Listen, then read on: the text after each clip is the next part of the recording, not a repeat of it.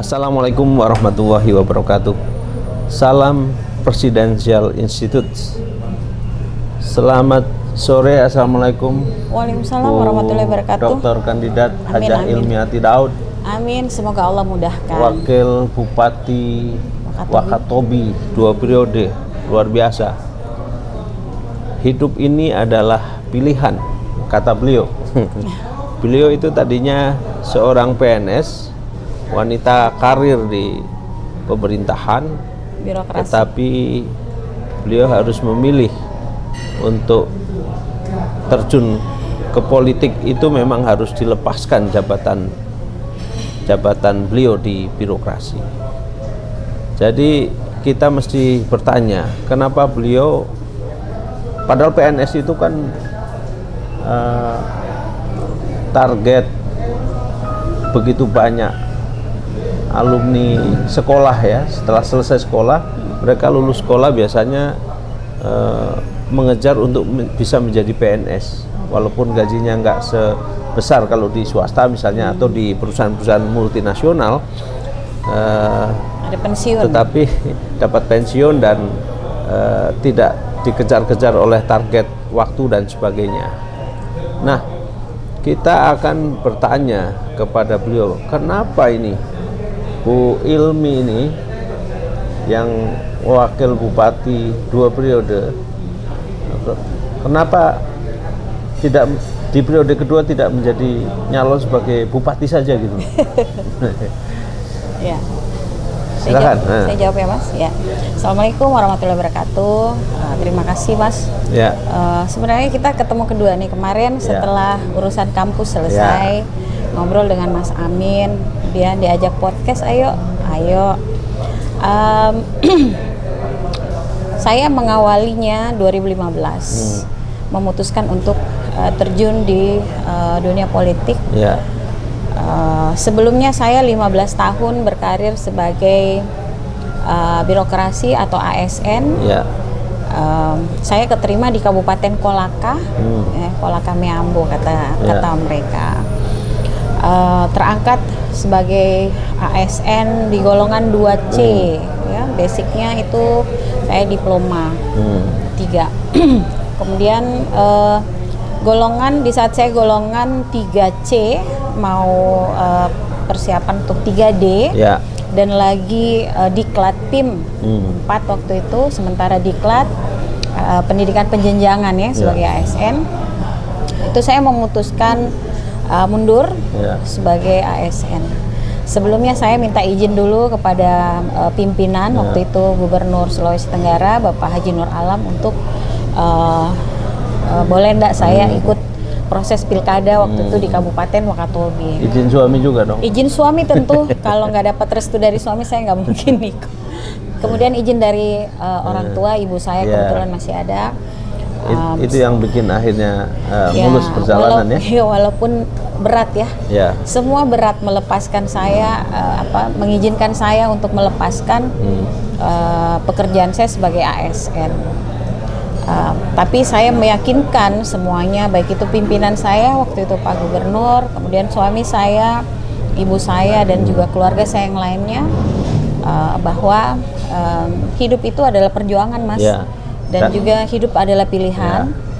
Maka saya yakinkan kepada mereka bahwa karena ini sebuah perjuangan saya sebagai hamba Allah, ya, dan saya meyakini bahwa rezeki itu sudah Allah takar dan atur bagi siapapun umatnya dan hambanya di atas muka bumi ini, dan kita akan mendapatkan apa yang menjadi bagian dari rezeki dan takdir kita. Semuanya tentu harus diawali dengan niat. Nah, niat saya itu memang mau mendedikasikan diri saya atau mewakafkan diri saya waktu itu hingga saat ini, dan mudah-mudahan sampai ajal menjemput saya. Kita tahu Mas Amin, saya kira paham bahwa sebaik-baik hamba adalah yang bisa memberikan manfaat bagi anfa'uhum linnas. Jadi yang bisa memberikan manfaat. Jadi saya kira itu yang basic sekali ya. Kemudian saya memutuskan untuk mewakafkan diri saya buat Wakatobi. Alhamdulillah di periode pertama saya paripurna bersama pasangan saya Bapak Haji Arhawi Dan kemudian yang di periode kedua menjadi periode pesaing, kedua saya bertolak belakang dengan beliau, berpasangan dengan lawan politik yang kemarin. Jadi memang kan jadi memang di politik itu Mas Amin tidak ada teman yang abadi, tidak ada lawan yang abadi. Nah itu memang sudah sunatullahnya begitu. Yang ada kepentingan abadi. Iya Mas Amin. Tapi ngomong-ngomong kepentingannya selain tadi membangun Wakatobi ya. Kepentingan lain tadi kan bilang mewakafkan diri. Wakaf itu kan bahasa yang terminologi agama itu kan terminologi yang paling tinggi itu. Wakaf itu artinya sudah tidak artinya sudah ikhlas gitu ya. Ya, memang harus ikhlas. Harus ikhlas dengan segala cuaca, segala keadaan. Ketika kita ikhlas, insya ikhlas Allah, dari semua akibat yang ditimbulkan yang ditimbulkan oleh sebuah keputusan. Kalau kita sudah ikhlas, tapi karena Ibu Hilmi ini berangkat dari sebuah keikhlasan, maka ini perlu dicermati juga buat para pemirsa Presidensial Institute.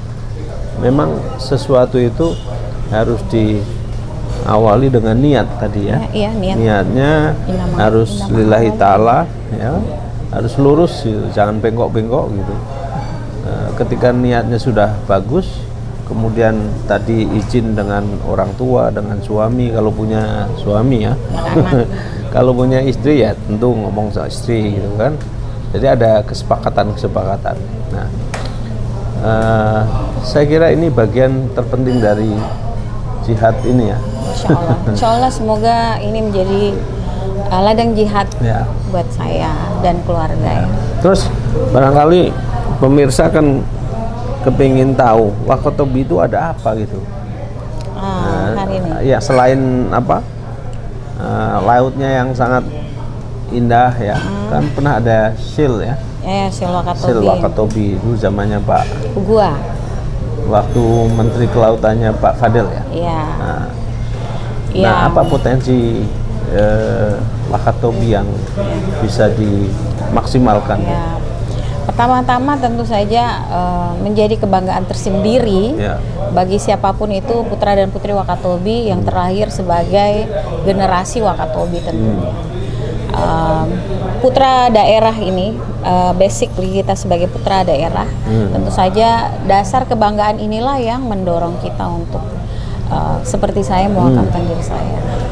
Hari ini Wakatobi ditetapkan sebagai 10 top destinasi KSPN ya, KSPN, kawasan jadi strategi top 10 pariwisata nasional yang alhamdulillah dari sekian daerah di Indonesia kita masuk dalam 10 top 10 destinasi pariwisata nasional unggulan ya. Dan tentu ini juga menjadi hal yang paling saya bilang membanggakan bagi kami di Kabupaten Wakatobi khususnya dan Sulawesi Tenggara umumnya. Potensi wilayah ini saya kira Wakatobi menjadi mutiara indah di Sulawesi Tenggara. Mutiara dari timur ya? Ya, timur.